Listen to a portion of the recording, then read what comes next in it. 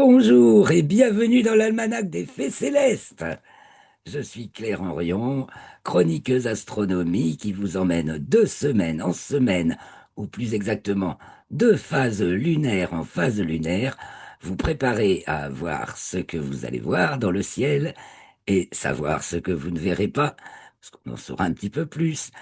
Donc, c'est pour le bulletin astronomique de la période du 18 au 24 juillet 2025, la quatrième et donc dernière phase de la première lune d'été nord, hiver sud, donc du dernier quartier, le 18 juillet à 2h37, n'est-ce pas, jusqu'à la pleine lune le 24 à 21h10. Donc 7 jours, mais ça commence le 18 au petit matin et ça finit le 24 en fin de journée. Donc car la Lune passe bien au périgée, me semble-t-il, au cours de cette période. Voilà, exactement. Dimanche 20, la Lune va être au périgée. Donc nous allons ensemble commencer par aller suivre le déroulé des événements de la Lune, du Soleil, de la Lune et des planètes. Et puis nous verrons ensuite avec Stellarium comment ça se passe sous le ciel pour de vrai, en espérant que vous pouvez vous aussi profiter de belles nuits où il fait bon d'être dehors et où le ciel s'offre à nous avec la splendide voie lactée des nuits d'été. Donc merci à vous tous pour vos commentaires, vos likes, vos partages. Merci de nous soutenir par un petit tip si vous le pouvez pour continuer cette mission assidue de relever les événements célestes pas à pas en les ordonnant d'une part chronologiquement mais aussi dans les différents référentiels pour que on comprenne un petit peu mieux ce qui se passe, hein, ce qui se voit et ce qui se voit pas justement. Donc, nous allons résumer d'abord les événements de la semaine. Je partage mon écran et c'est parti. Nous voici donc sur la fiche en PDF que vous pouvez télécharger, visionner et télécharger dans l'article dont je mets le lien en description de la vidéo, ce qui vous permet de suivre, vous pouvez l'imprimer et suivre jour après jour ce qui se passe et puis éventuellement bah, notez vos observations et les corrélations, si vous êtes un petit peu astrologue comme moi, ce qu'on fait dans la deuxième vidéo, les commentaires astrologiques, bah, vous pouvez noter vos remarques sur en regard des événements célestes pour de vrai. Donc nous, c'est les pieds sur terre. D'abord, qu'est-ce qui se passe? Alors, et puis bien sûr, pour avoir mieux la tête dans les étoiles. Vendredi 18 juillet 2025 à 2h37, c'est donc le dernier quartier de cette première lunaison d'été pour nous dans l'hémisphère nord.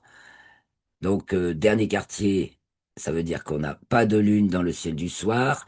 Elle se lève au milieu de la nuit, culmine au petit matin, au lever du soleil, et se couche aux alentours de midi.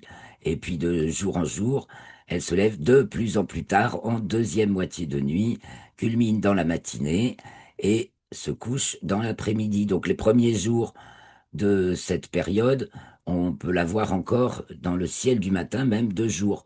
Et puis après, le croissant est trop fin pour qu'il s'estompe. On va d'ailleurs avoir le dernier croissant, le tout dernier croissant pratiquement de la lunaison, le 24 au matin, visible avec un instrument seulement, car il sera très fin, bien sûr, et quand même dans la clarté de l'aube. Alors, revenons sur le vendredi 18 à 2h37, le dernier quartier. La Lune est dans le signe du Bélier, 26e degré, et le Soleil, le signe du Cancer. La Lune est devant la constellation des Poissons, le Soleil, celle des Gémeaux. Alors, on va parler d'abord du Soleil, car cette semaine, il change de constellation, il avance devant les étoiles, il arrive devant la constellation du Cancer, n'est-ce pas? Le dimanche 20 à 21h58, donc devant les étoiles de la constellation du Cancer. Donc c'est bien la constellation qu'on ne risque pas de voir dans la nuit. Celle qui lui succède, le Lion, se couche en tout début de nuit et on commence à plus la voir non plus. Et puis celle qui précède, les Gémeaux, se relève en fin de nuit, donc juste avant le jour. Et le Cancer, on ne voit pas. Et donc l'amas ouvert de la crèche qui se trouve dans la constellation du Cancer va passer dans le champ du coronographe Lascaux C3 la semaine prochaine. Donc le 20, le Soleil arrive devant la constellation du Cancer et puis le 22, il entre dans le signe du Lion, c'est-à-dire la longitude écliptique de 120 à 150 degrés. Voilà, il reste dans le signe du Lion jusqu'au 22 août. Et puis, ce qui est intéressant à noter, c'est que dans le plan, alors là, nous sommes donc dans le plan de l'écliptique, dans le plan équatorial, en fait, il passe ses tranches de 2 heures d'ascension droite, et il passe à 8 heures d'ascension droite le 20 juillet à 10h59, 2 jours avant toujours. Pour ce qui est de l'hiver et de l'été, le passage dans la tranche correspondant au signe se produit avant 2 jours, 2 jours et demi avant l'entrée dans le signe, tandis que au printemps et automne, l'entrée dans le signe se produit d'abord et le passage dans la tranche d'heure d'ascension droite correspondante se produit après. C'est des petites subtilités que nous amène le Soriastre à considérer et qui peuvent être très importantes pour la compréhension, mais c'est plutôt astrologique, ça. Donc voilà pour le Soleil, il arrive dans la constellation du Cancer le 20 et il entre dans le signe du Lion le 22 à 15h29. La Lune, elle, donc, en cette dernière phase, elle va entrer dans le signe du Taureau vendredi 18 à 9h58. Alors il faut dire qu'elle monte en déclinaison, elle est déjà haute, elle est de plus en plus haute, elle culmine de plus en plus haut et elle sort des limites zodiacales nord le dimanche 20 à 4h15 et donc elle va atteindre sa déclinaison maximale et donc pour nous dans l'hémisphère nord, sa culmination la plus haute le mardi 22 à 11h33. Voilà, donc elle passe dans le ciel à sa culmination au plus haut que le Soleil au moment du solstice d'été, puisqu'elle est à 28 degrés de déclinaison, donc hors limite zodiacale, alors que le Soleil y atteint 23 degrés 26 minutes au moment du solstice de juin nord. Enfin, du solstice pour du solstice de juin, été pour l'hémisphère nord. Et puis elle va rentrer dans les limites zodiacales, après elle redescend bien sûr. Donc maximum, elle monte jusqu'au 22, hein. C'est ça qu'on appelle la lune montante, alors que, vous voyez, elle est décroissante, du dernier quartier à la nouvelle lune.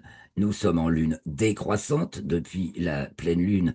Une fois qu'elle est passée, la lune est décroissante, mais elle peut, selon les saisons, être montante ou descendante. Et là, elle est montante, donc jusque mardi 22, et ensuite elle descend. Et puis aussi, elle atteint sa latitude maximale un petit jour avant. Ça, c'est par rapport au plan de l'écliptique, donc elle est au plus haut qu'elle peut être, soit 5 degrés au-dessus du plan Terre-Soleil. Plan de l'écliptique, c'est le plan Terre-Soleil, notre plan de référence pour ce qui est de considérer le, tout le système solaire, en fait, hein. Alors, et donc, voilà, pour la Lune. On continue avec donc les signes. Le dimanche 20, elle entre dans le signe des Gémeaux, donc hors limite zodiacale, hein. Et donc elle est conjointe aux Pléiades, dimanche 20 à 12h45. Tout ça, ça pourra se voir un petit peu dans le ciel du matin, voilà, puisque les Pléiades se lèvent à 2 heures du matin, 2h02, et la Lune se lève un quart d'heure avant. Et donc un petit tableau déjà dans un coin de ciel actuellement vraiment très peuplé avec Uranus. Donc il va y avoir la Lune est conjointe à Uranus et donc également parce que Uranus vient d'être conjointe aux Pléiades cette semaine qui vient de passer. Puis Uranus c'est une planète lente, elle avance très lentement donc elle reste dans le secteur. Bien sûr on ne la voit pas à l'œil nu. Avec des jumelles on peut la distinguer. Elle est de magnitude 6 à peu près mais on la voit pas à l'œil nu, mais elle est là. Et donc, c'est l'occasion de la repérer entre les Pléiades, le croissant de lune, qui évidemment sera un peu gênant parce qu'il sera encore assez gros, le 20, Mais on peut chercher. Et puis après, on peut la chercher sans la Lune un peu plus tard, c'est plus facile. Donc, je vous disais, elle est au périgée, donc au plus près de la Terre, pour ça que la semaine est courte, le dimanche 20 juillet à 15h45, donc au plus près de la Terre. Donc, elle va plus vite. En approchant du périgée, elle accélère, et puis ensuite, elle décélère jusqu'à l'apogée. Et donc, elle est à 368 012 kilomètres. C'est pas le périgée le plus proche, mais c'est le plus proche de ce tour. Elle est à ce moment-là dans le troisième degré du signe des Gémeaux. Donc le soleil arrive devant le signe du cancer, dimanche 20, devant la constellation, pardon, du cancer. Alors, je mets toujours aussi dans la description le lien pour l'e-book que vous pouvez télécharger gratuitement qui s'intitule Signes et constellations du zodiaque, la différence. C'est vraiment un élément capital pour comprendre le ciel. Or, tant de gens confondent signes et constellations ou s'assoient sur les signes en pensant que les constellations, il n'y a que ça de vrai. Les constellations, ce ne sont que les dessins que l'on projette dans les étoiles et qui varient selon les cultures. Les étoiles sont toutes à la même place, mais selon nos cultures, eh bien, on a dessiné des formes différentes et ça raconte des histoires assez différentes, enfin différentes histoires. Voilà. Tandis que les signes, c'est vraiment les heures de l'horloge de la Terre autour du Soleil. Donc il faut bien sûr considérer les deux, ça permet de prendre du recul et de voir la, la précession des équinoxes, voilà, qui ne décale les équinoxes, enfin l'ensemble du zodiaque de 1 degré tous les 72 ans. C'est pour ça, à l'heure actuelle, on a quand même des points marquants. Quand le Soleil, la Lune ou une planète est conjointe aux Pléiades, c'est qu'elle est dans le premier degré du signe de Gémeaux. Pareil, quand elles sont conjointes à Régulus, c'est qu'elles sont dans le premier degré du signe de la Vierge. Ce sont des marqueurs intéressant, particulièrement pour notre époque. Hein.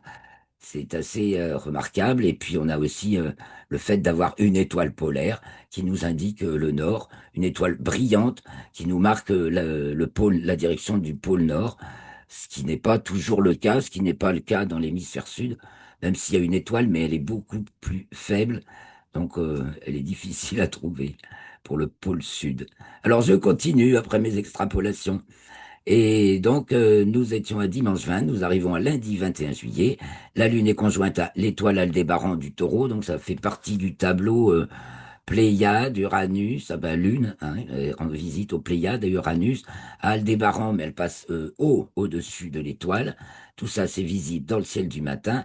Et le clou du spectacle, c'est lundi 21, 20h23, donc ce sera visible lundi 20 au matin et lundi 21 au matin et mardi 22 au matin, avec Vénus, la conjonction du croissant de Lune, de plus en plus petit, de jour en jour, avec Vénus, donc, qui illumine le ciel du matin en ce moment. Et voilà, dans son environnement, on repérera les Pléiades, on repérera Aldébaran et on cherchera Uranus. Donc, elle arrive à sa latitude maximale lundi 21 à 21 heures, ce qu'on appelle les ailes du dragon par rapport au plan de l'écliptique. Elle est conjointe à l'étoile Elnat, qui est l'étoile bêta du taureau, celle qui fait la jonction avec la constellation du cocher. Elle est occulte l'étoile, elle passe devant l'étoile pour certaines régions de la Terre. C'est pas chez nous, mais je peux vous dire, mardi 22, la Lune occulte Elnat pour l'océan Indien, l'Indonésie et le sud-est du Pacifique. Donc elle atteint sa déclinaison maximale mardi 22 à 11h33, puis elle entre dans le signe du cancer à 14h26 mardi 22. C'est alors que le Soleil entre dans le signe du Lion à 15h29 mardi 22.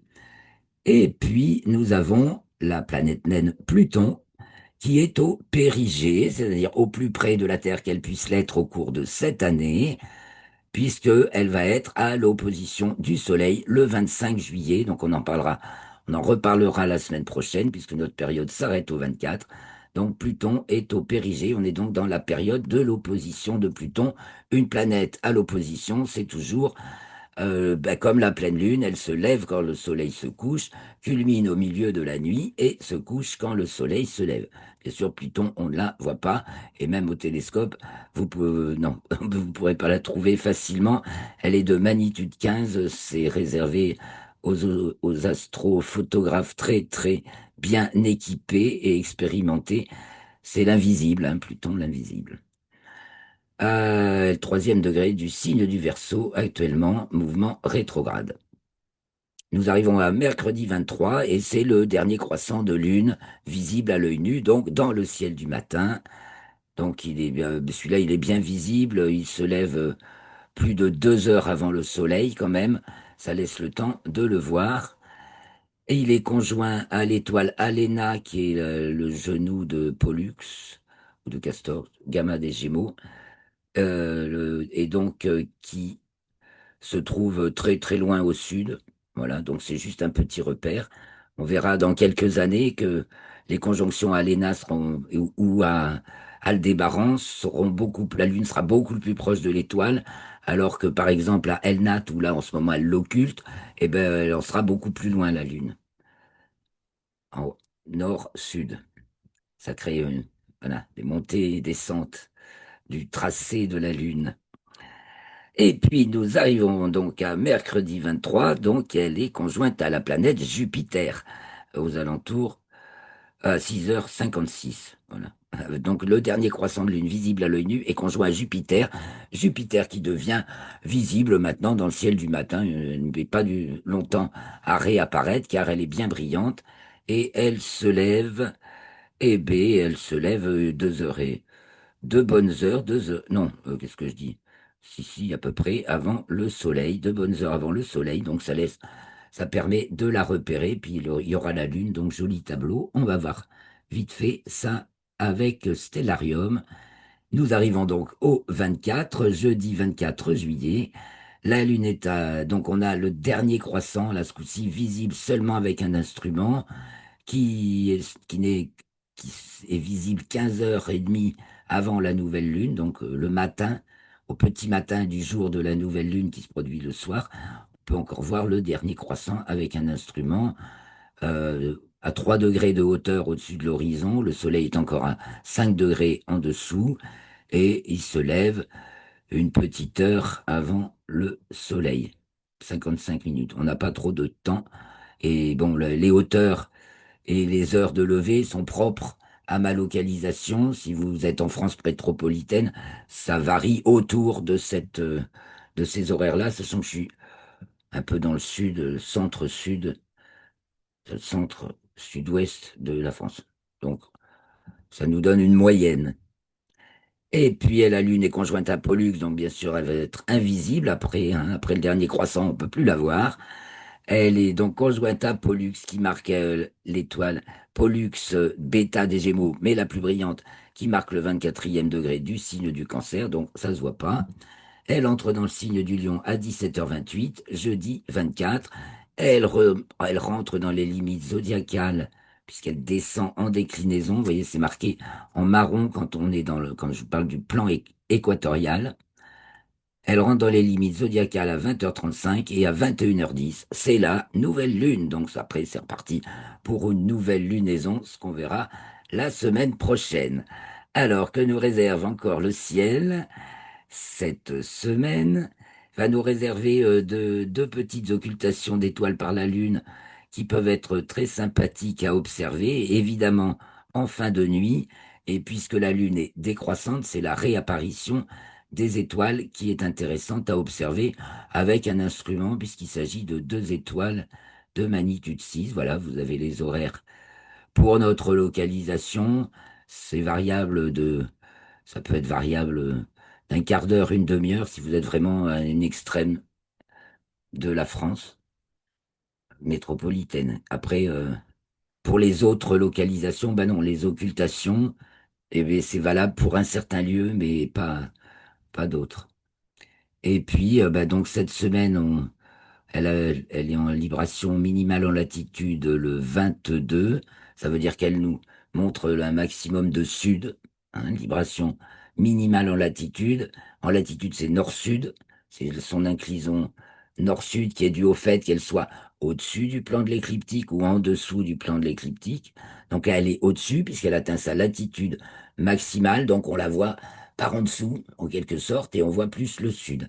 Ceci dit, ça nous permet d'observer le coucher du soleil sur Aristarque et Hérodote, donc deux cratères et donc, du fait de ces librations, bien que la Lune nous montre toujours les mêmes faces, et que les levées et couchers de soleil sur les formations au terminateur lunaire de jour après jour soient réglés, euh, ce- voilà, c'est visible. Donc là, on est c'est le 22, donc 2 jours avant, 3 jours avant la nouvelle lune, le soleil se couche sur Aristarque et Hérodote. Et donc on peut observer le coucher de soleil et repérer en particulier ces formations-là. Et puis alors, il y a les étoiles filantes, puis je finirai par vous parler des planètes. Les étoiles filantes, ben, il y en a plein là maintenant, hein. Il n'y a pas de maximum particulier cette semaine, mais il y a les alpha capricornides et les delta aquarides sud qui ont leur maximum le 30 juillet, les piscis austrinides le 27 juillet, les perséides le 12 août, les gamma draconides de juillet, donc, et les états éridanides. Donc, il y a beaucoup d'étoiles filantes, et en particulier en début, en milieu de nuit. Et puis, bah, les perséides, c'est toute la nuit. Et Draconide aussi, puisque le dragon est une constellation circumpolaire, donc il ne se couche pas.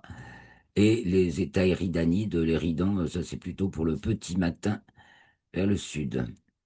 Alors les planètes, eh ben, qu'est-ce qu'on a comme planète dans le ciel du soir?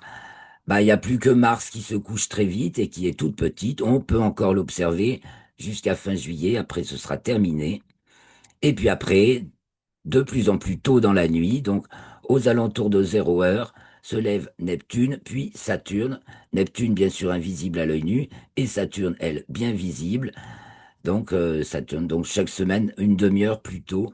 Et Neptune qui est tout près de Saturne. Donc comme il n'y a pas de lune, justement, enfin, de plus en plus, elle se lève de plus en plus tard en fin de nuit. Donc, il est possible, aux alentours de 2-3 heures du matin, de chercher Neptune aux côtés de Saturne. Par contre, après, dans le mode brillant, nous avons Vénus qui se lève vers 3h30 du matin. Et elle, on peut pas la manquer, hein, c'est l'astre le plus brillant après le Soleil et la Lune. Et donc, qui nous marque un petit peu la présence d'Uranus aussi, qu'on peut chercher, donc juste à côté des Pléiades et qui se lève, bah tiens, avant Vénus, ah oui, tiens, une petite erreur de ma part, je mets dans l'ordre de lever, c'est Uranus avant Vénus. Et puis pour clore le bal, c'est le lever de Jupiter aux alentours de 5h10. Alors on va aller voir maintenant avec Stellarium, n'est-ce pas? Hein, faisons notre petit tour de ciel avec Stellarium de ce qu'on va visionner, ou plutôt visionnons ce que nous allons pouvoir voir, maintenant que nous savons tout, même ce qu'on ne pourra pas voir. Donc, le 24 juillet au soir, nous nous tournons vers le soleil juste avant son coucher. Il est donc en train de descendre, là, une demi-heure avant son coucher à peu près. Il est à l'ouest-nord-ouest, jour après jour, il se couche de plus en plus vers l'ouest. Il se couchera à l'ouest le jour de l'équinoxe de septembre. Les jours des équinoxes sont les 2 seuls jours de l'année où le soleil se lève pile à l'est et se couche pile à l'ouest. Donc au printemps, en été, il se couche ouest-nord-ouest, le plus au nord-ouest possible, le jour du solstice d'été. Donc depuis le 21 juin, il revient se coucher de plus en plus vers l'ouest. Donc de plus en plus à gauche quand vous regardez dans la direction de l'ouest. Donc 1 heure plus tard, une fois que le soleil est couché, vous voyez, il fait pas encore bien nuit, donc il faut un peu plus de temps pour commencer à voir. Alors, on va, on va voir s'allumer des étoiles dans le ciel, bien sûr, mais nous avons la planète Mars qui est encore observable, donc on en profite, hein, à l'ouest. Donc là, il est 22h05, voilà, vous pouvez attendre 22h30, et puis observez un petit peu Mars au moment sur le couchant, donc, et elle se couche de plus en plus tôt. Constellation, voilà, Mars qui se trouve sous le ventre du Lion, sous l'étoile d'Enebola. Voyons, on ne voit plus Régulus. Régulus se couche, elle est dans les lueurs du crépuscule, elle est plus visible. Et Denebola, la queue du lion, ben, peut se remarquer parce qu'elle est juste au-dessus de Mars. Vous voyez, vous avez deux petits points à l'ouest en début de nuit. Ben, c'est Denebola, la queue du lion, et la planète Mars, qui ne fait que 5 secondes d'arc de diamètre apparent. Donc ça fait une toute petite bille rouge maintenant. On va voir dans les images après l'évolution de Mars autour de la période de son opposition, soit d'août 2024 à avril 2025, sachant qu'elle était à l'opposition en octobre dernier. Donc faisons notre petit tour du ciel. Alors d'abord, on est un peu collé à l'horizon. On va monter, on va monter voir tout ce qui se passe là-haut. En début de nuit, donc, je me tourne un peu vers le sud, ça on verra tout. On a deux étoiles qui brillent, on a Arcturus au sud-ouest très haut et Vega au sud-est très haut. Vega, de soir en soir, elle est plus haute et Arcturus, de soir en soir, elle est plus basse. Vega est accompagnée de Deneb du cygne et Altaïr de l'aigle et toutes les trois, elles forment le grand triangle de l'été qui s'élève donc du côté de l'Est, de jour en jour, de plus en plus haut, en début de nuit. Et puis nous avons au sud, qui culmine en début de nuit, l'étoile Antares du Scorpion, pas très haut, mais bien visible et rougeoyante. Donc le Scorpion qui culmine, donc passe au méridien, au sud, en début de nuit, forcément bas sous nos latitudes, puisque c'est le Scorpion et le Sagittaire, voilà, le Soleil se trouve devant la constellation d'Ophiuchus, en fait, qui s'insinue entre le Scorpion et le Sagittaire, comme pour créer la zizanie, hein. Je ne sais pas si c'était intentionnel ou pas, mais cette idée de découper les constellations et d'incruster Ophiuchus entre le Scorpion et le Sagittaire, il n'y avait rien d'obligatoire, à part celle de dire, ah voyez, il y a 13 constellations, on s'est mis à confondre les signes et les constellations. Alors, de fait, puisque c'est très rouge, la délimite les constellations, au moment du solstice d'hiver, le Soleil est devant la constellation d'Ophiuchus, et, ou juste avant, et voilà, donc c'est pas haut, voilà, c'est la hauteur du Soleil, forcément, au solstice d'hiver, pour le Scorpion et le Sagittaire, sont des constellations qui passent bas dans notre ciel de l'hémisphère nord. En revanche, évidemment, plus vous allez aller vers l'équateur, ou alors après dans l'hémisphère sud, elles sont très hautes. Elles sont très hautes dans l'hémisphère sud, de même que les Gémeaux et le Taureau sont très hauts passent très haut dans le ciel de l'hémisphère nord et passent bas dans le ciel de l'hémisphère sud. Donc voilà, au sud, nous avons le Scorpion, avec le Sagittaire qui s'élève dans son sillage. Je reviens un peu vers l'ouest, voilà, parce qu'on a aussi à considérer Spica de la Vierge, qu'on va voir encore jusqu'à la fin juillet, puis après, ben, elle subira le même sort que Régulus actuellement, elle se noiera dans les lueurs du crépuscule. Et donc, on a ce joli alignement, n'est-ce pas, qui est formé par la queue de l'ours, Arcturus et Spica de la Vierge. Donc ça, c'est du côté de l'ouest. Alors, un peu, tournons-nous vers le nord. Au nord-ouest, on voit descendre la grande ours, donc on repère les 7 étoiles du chariot. Voilà, la grande casserole. Et puis ensuite, l'arc formé par la queue de l'ours. On arrive sur, vous voyez, Arcturus du Bouvier. On prolonge le mouvement et on arrive sur Spica de la Vierge. Alors, on continue vers le nord. Vers le nord, donc, nous voyons, si on se tourne vers le nord, ben, la grande ours qui descend, hein, voilà, la casserole descend. Tout en haut, nous avons la petite ours et le dragon qui culminent. Le sommet du ciel, il est là, le zénith. Donc, le dragon, la tête du dragon est pratiquement au zénith. Et puis, nous avons en face de la grande ours par rapport à l'étoile polaire, eh bien, Cassiopée qui s'élève. L'étoile polaire étant l'étoile qui ne change pas de place dans le ciel. Vous la retrouvez toujours au même endroit par rapport un repère que vous prendrez de terrestre, hein, ça peut être un bâtiment, un monument, une montagne, ce que vous voulez, un relief quelconque, vous la, vous remarquerez que l'étoile polaire ne change pas de place alors que toutes les autres tournent autour d'elle en décrivant un cercle équivalent à leur distance au pôle. L'étoile polaire n'est pas exactement pile dans la direction du pôle nord céleste, donc l'axe de la Terre prolongé dans l'espace, l'axe de rotation de la Terre, mais elle s'en écarte si peu en ce moment qu'elle nous donne un point fixe dans le ciel, et c'est le seul, bien sûr, car tout le reste bouge, puisque c'est la Terre, dans son mouvement de rotation sur elle-même, qui fait tourner le ciel. Donc il n'y a que l'étoile qui est dans la direction de l'axe qui ne bouge pas. On se tourne ensuite vers l'est. On a déjà vu que s'élevait le grand triangle de l'été à l'est. Voilà, Vega, Deneb et Altaïr. Donc c'est ce qu'on va remarquer en premier. Et puis après, on va attendre un petit peu plus dans la nuit. On a vu vers le sud. On a vu le zénith. Donc on va prendre 1 heure de plus. Voilà, il fait nuit et on voit la Voie lactée, puisqu'il n'y a pas la Lune en début de nuit. On a profité de cette de ces beaux débuts de nuit, bah, pour contempler la Voie lactée. Bon, il est déjà, bien sûr, 23h30. Voilà, c'est l'heure à peu près à laquelle il commence à faire nuit noire. Il commence à faire nuit noire entre 23h30 et 20h à notre latitude, environ 45 degrés de latitude nord. Donc là, nous sommes vers l'est.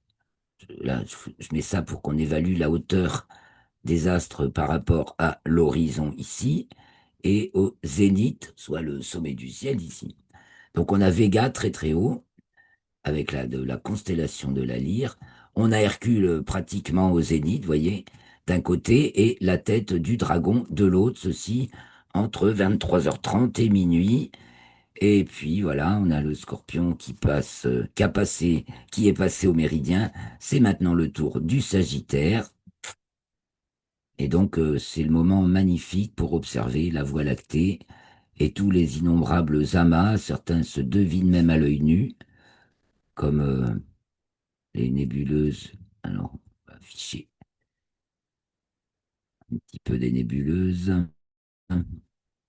Parce que dans cette région du Sagittaire, voilà, il y a la lagune, on va la voir justement. Ça se voit très bien, ça se devine à l'œil nu. Si vous fixez les étoiles, vous voyez la constellation du Sagittaire qui dessine la forme d'une théière avec le pot, le bec verseur, le chapeau, l'anse pour le tenir. Et vous prenez donc ici, c'est l'étoile Nunki, c'est une des plus brillantes.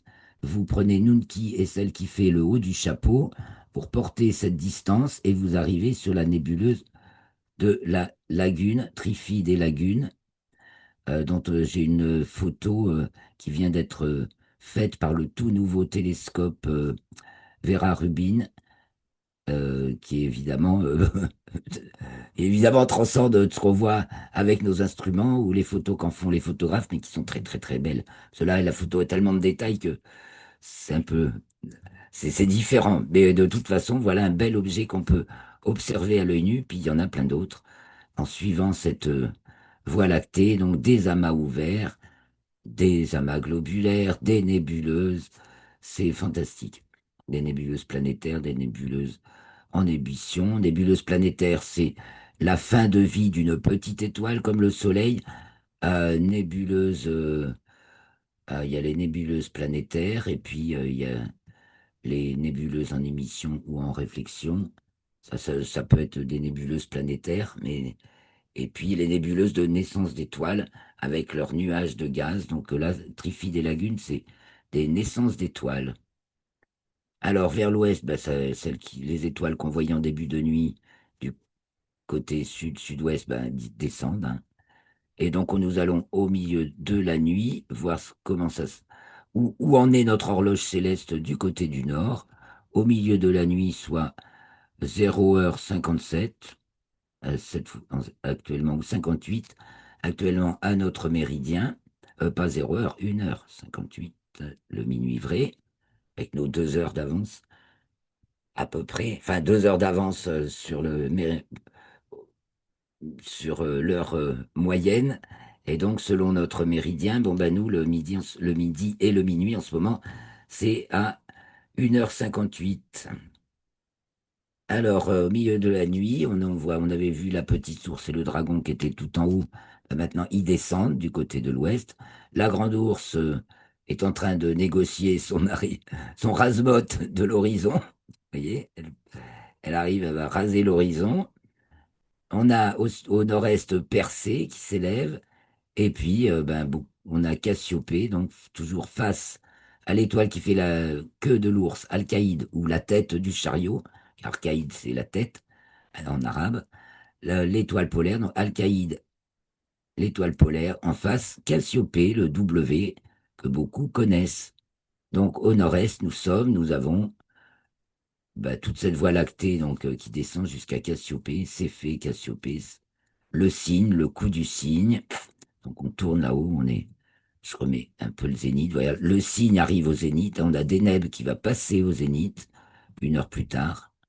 Allez, 1 heure plus tard. Deneb est pratiquement au zénith pour la latitude 45 nord. Donc là, vous prenez une couverture, vous allongez par terre et vous volez avec le signe dont le cou entièrement s'étire dans la voie lactée. Alors, on va se regarder, on va finir la nuit en regardant ce qui se passe du côté de l'Est. On va guetter les levées de planètes. Donc, retournons-nous vers l'Est. Donc, bien sûr, là, c'est au jour du 19, au matin du 19, la Lune se lève. Donc, de jour en jour, elle va se lever plus tard. On va prendre quelques jours, du coup, de jour en jour. Donc, là, oui, on va aller la voir conjointe dans le ciel du matin aux Pléiades. Alors, on va se prendre des heures, hein. D'abord, là, 4 heures du matin.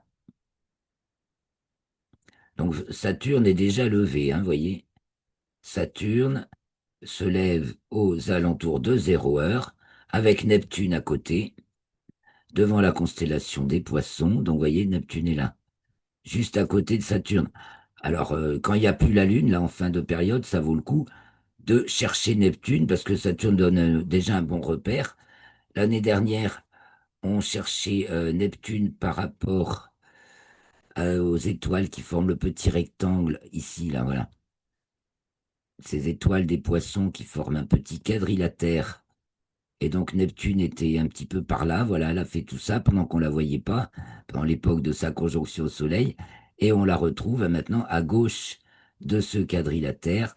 Et justement, il y a Saturne qui passe par là, lentement certes, mais plus vite que Neptune, et qui actuellement, donc pour cet été, nous indique un petit peu la position de Neptune, mais il faut sortir Saturne du champ, bien sûr, et grandir pour trouver Neptune. Et en plus, l'éclat de Saturne peut gêner pour admirer Neptune qui ne fait que 2 secondes d'arc. Alors déjà, Mars, vous verrez, ça fait 5 si vous observez au télescope. Neptune 2, c'est délicat, il faut bien grossir.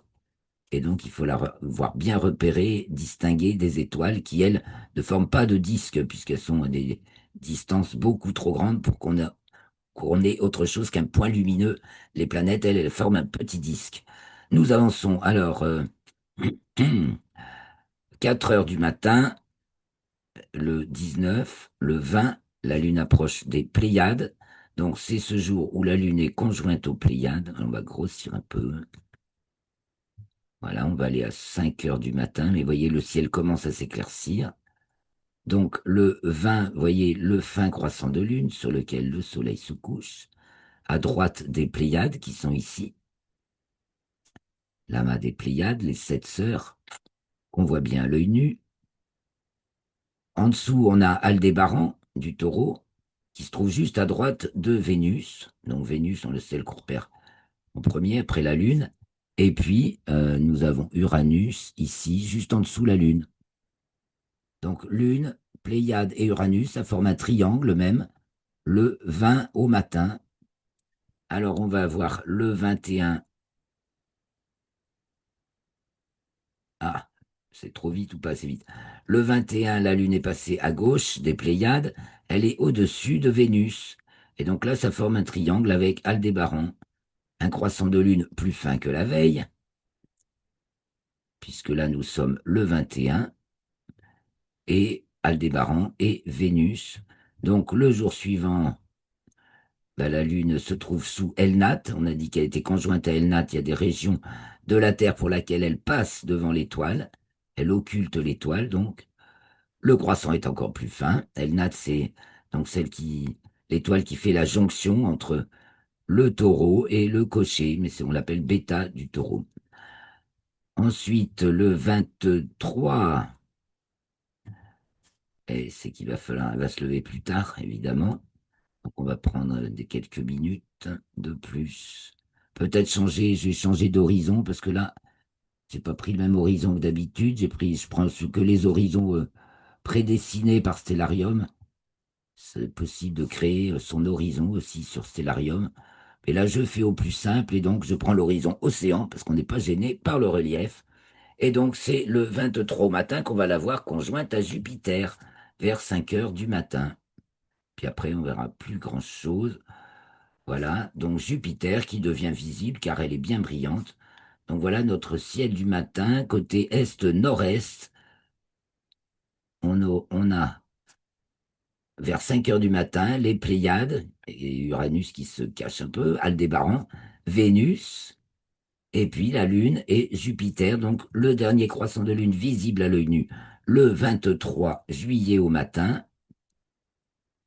Donc on a parlé de, ça c'est Mebsouta, oui, donc l'autre étoile c'est Alena, mais on la verra pas. Et le tout dernier croissant de Lune, visible seulement avec un instrument, le 24 au matin. Donc il faut attendre qu'elle se lève une petite heure avant le soleil. Voilà Castor, voilà Pollux. Elle est conjointe à Pollux, mais ça se voit pas, puisqu'il fait jour, si déjà presque jour, et si déjà, ben, avec votre instrument, vous arrivez à pointer ce fin croissant de lune du 24 au matin, ben, vous aurez vu l'ultime croissant de cette lunaison. Alors, je vais vous montrer quelques images pour terminer, car le temps passe. Je suis pas timé, je suis toute seule, mais toutefois, faut pas que ça dure trop longtemps, parce que si vous avez peut-être autre chose à faire, vous aussi. Alors, voilà des photos que j'ai sélectionnées pour vous. Donc là, c'est un lever de soleil sur la Lune, sur les cratères Aristarque et Hérodote. Or, cette semaine, on va y voir le soleil se coucher. Je vous l'ai dit, c'est le 20, je crois.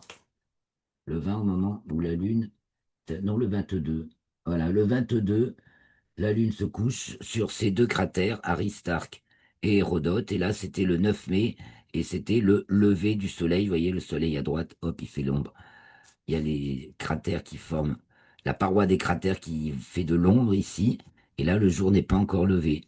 Tandis que là, on est au coucher du soleil, on va les voir dans l'autre sens. Et le soleil éclairera de là, donc là, l'ombre sera ici, par exemple. Ensuite, voilà, bah, justement, par l'atlas virtuel de la Lune, Aristarque est donc juste à côté, derrière le U, entre le H et le U, il y a Hérodote. Ça, c'est le 22 juin à 5 heures, donc pour le coucher du soleil sur la Lune, et nous, c'est au petit matin avant le lever du soleil sur Terre. Voici justement en photo un peu, euh, voilà, commentée, pour repérer les Pléiades, Uranus, les Iades, c'est-à-dire le V que forme le taureau avec l'étoile Aldébaran ici, et Vénus, c'était le 16 février, donc au petit matin de ce jour même où j'enregistre aux États-Unis, enfin en Amérique du Nord, oui. Et donc évidemment, c'est quelques heures après nous, le petit matin, donc la photo est fraîche et eux, c'était le matin. Et c'est déjà aujourd'hui. Une autre photo qui est pas excellentissime en termes de photo, mais bon, qui est la capture du passage de l'ISS devant la Lune. Et donc, je l'ai mise parce que l'article, c'est à Angers, c'est un photographe d'Angers qui a fait cet exploit, c'est relaté dans le journal local, et ça explique bien bah, tout ce qu'il faut mettre en route pour réussir quand même une telle prouesse photographique, c'est-à-dire bah, les conditions nécessaires, voilà, ça va se renseigner sur les passages de l'ISS, savoir comment pour chez vous ça va passer devant la Lune, tout ça c'est un challenge. Et donc, pour ceux qui en douteraient, l'ISS, ben voilà, on voit bien sa forme quand on la photographie, ou même si on la suit au Dobson, au télescope de Dobson, comme ça nous arrive de le faire. Le Soleil, qui est toujours bien actif, hein, avec des hauts, des bas, légère décroissance, mais quand même bien, bien active. Donc là, c'est dans l'arrêt H-alpha, donc de l'hydrogène, alpha de l'hydrogène. On photographie le soleil dans toutes les longueurs d'onde et ça permet de voir, c'est pas en lumière visible. En lumière visible, on a du blanc et des taches. Voilà. Et là, ça donne beaucoup plus de détails. On voit les protubérances, voilà. Et on voit les groupes de taches en blanc, là. C'était le 16 août. Et puis, un petit récapitulatif de l'opposition de Mars, qui s'est donc produite, c'était au mois d'octobre, quand elle était au plus gros, qu'elle avait son plus gros diamètre apparent, 14 secondes d'arc. Donc depuis le mois de août dernier jusqu'au mois d'avril, donc août 2024, avril 2025.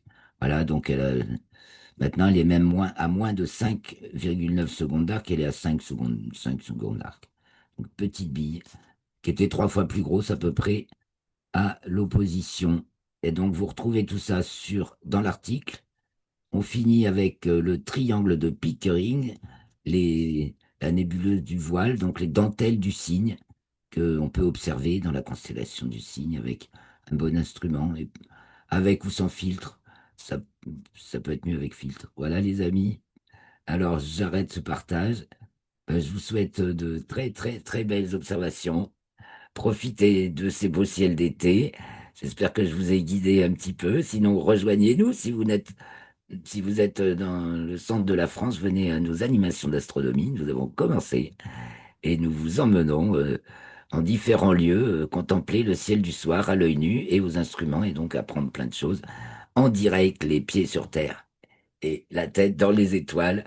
Merci beaucoup. Portez-vous bien et à la semaine prochaine. L'enregistrement en direct aura lieu mardi.